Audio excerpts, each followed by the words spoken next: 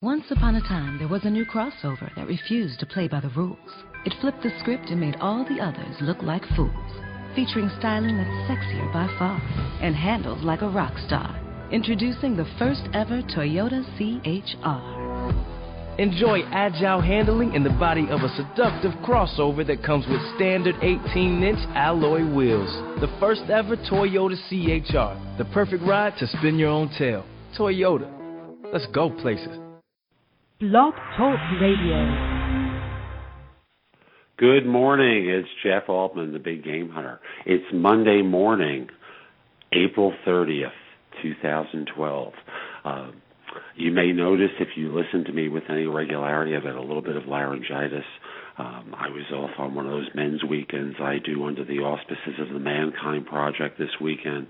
If you want to find out more about the organization, it's mkp.org. It's an international men's organization that helps men look at the things in their life that work and don't work, away from their electronic cell phones and families for a couple of days, and helps them live life's purpose and mission. So I was away for a couple of days, lost my voice. This is the best I'm going to do today. It's really that simple. So No BS Job Search Advice Radio is brought to you this week by the consultingassignments.com. Consultingassignments.com is a website that is really designed to help people find or fill consulting assignments, full-time consulting jobs anywhere in the world. Posting jobs or resumes is completely free. If you're looking for work, in addition to the listings on the site, they link with Indeed, so you can click the button that says Indeed on the website and get taken to a whole host of other positions as well.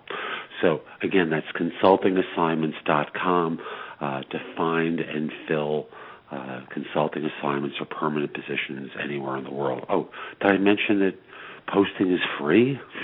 If you want to feature your job or your resume, it's $10 for 30 days. So I had two ideas in mind for today. One was to talk with you about how to find security in your job. And the other one is to talk with you about a couple of ways to improve on your networking skills. Now, the first one is really very simple. And when you hear some of the things I say, I think you'll realize that what I'm saying is accurate. And the first thing I just want to say is there is no job search security or job security when you look for a position. The fact is, from the time you started going to school to now, you've been trained to be a cog in another production line. Whether you're a VP or junior staff, fundamentally you're an individual who's serving a particular need that a business has. And I'm not saying this to be mean or to criticize business for doing it. Business has its needs and motivations. But the way the mythology of employment has been created, individuals have this aspiration that when they join a firm, they can work their way up. It happens to a limited degree. When they join an organization, they can stay there for a long time. Sometimes that happens, that they're important. Well, you're as important as whether what you do serves their business function at that particular moment. And if that business function changes, obviously you can get reorged out the door. So, frankly, the only real security that you have comes from, number one, either your skills and how marketable they are, or number two, being in the position where you could sell your skills or knowledge or abilities as a business. Your creativity, rather than your ability to fit into as the cog in the machine becomes important, or can you sell your skills to supplement what you already do for a living? I'll give myself as an example. I'm a headhunter, so obviously I know how to find work. Some years ago, I started to look at how do I monetize that knowledge? how do I take that experience that I have as a headhunter and try to create capital from it? So I started to write books. I started to do an e-zine. I started to think in terms of doing a radio show. Now, I now sell information online. I have a number of books that are available to help job hunters. I now teach people how to do that. I publish other people's books as e-books, and I'm about to go into print distribution as well. So I've taken these experiences and expanded them into different areas, apart from my finding people jobs. How can you do that? How can you take your knowledge and monetize it? Oh, did I mention I do blogs and I make money from AdSense and referring people to services? You can do things like that too. And I'm not here to sell you my books, although if you'd like to buy them, they're available on Amazon, on Barnes & Noble, the Job Search Universe bookstore, or through my website, jeffaltman.com. Most of what I do, I give away for free. So what I'm telling you is think in terms of ways that you can take your knowledge and monetize it. If you're an accountant, well, the obvious thing is doing accounting work for other people.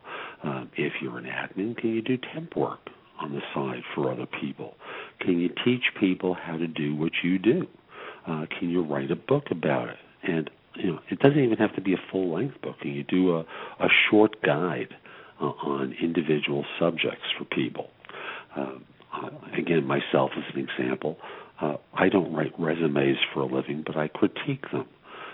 So rather than doing a business out of critiquing resumes, I have a series of short guides for people at different stages of their career about how to write resumes. So there's one for medical billing people, one for paralegals, IT professionals, IT management people, and a number of them that I was able to take this knowledge that I have of looking at resumes and what attracts me and others and make recommendations. So, I'm telling you, if you rely upon, being paid for labor, it's going to be a costly mistake, as many people around the world have learned during this last recession. So, consider looking at ways to monetize your knowledge. Writing a blog can be fun. You can also put AdSense on it. You can also sell advertising on it. You can have affiliate program relationships where you can make money from your knowledge. So look at ways at monetizing what you do in that way. Okay? So that's the first part of today's show. The second part is really talking with you about networking. Because if you're looking for a job, and that's ostensibly why you're listening to this broadcast today, you can contact someone like me, and I can clearly help you find work. That's what I do for a living, of course. But there are other avenues that will help you. And I point to those other avenues not because recruiters are incompetent. Most of us, especially those of us who've been in the field for a long time, are extremely good. But we have a finite number of relationships. In my case, I work closely with a half a dozen firms. The company that I work for has many more than that as well, but in a universe as large as the United States, we play in a very tiny pond. That's true of most recruiting firms. So the statistics are 20% of positions in this country are filled by recruiters. 5 to 7% are filled by job boards. Now, there's some redundancy in those numbers because recruiters often get resumes from job boards. So let's combine the numbers and add a few to it just for the sake of argument. So instead of 27%, let's make that 35%. Positions are filled through recruiters and job boards. And the rest are filled through networking or relationships or outreach that firms themselves do. So in order to put yourself in a position to be found, in order to do some networking, here's some things that you should do. Number one is develop an elevator pitch. figure 30 seconds in length that gives a brief synopsis of what you do, that you'll deliver with passion and enthusiasm every time. Think like an actor or an actress. Your job in 30 to 35 seconds is to light up the stage so that people are attracted to you. Number two, think in terms of developing and cultivating a network of relationships.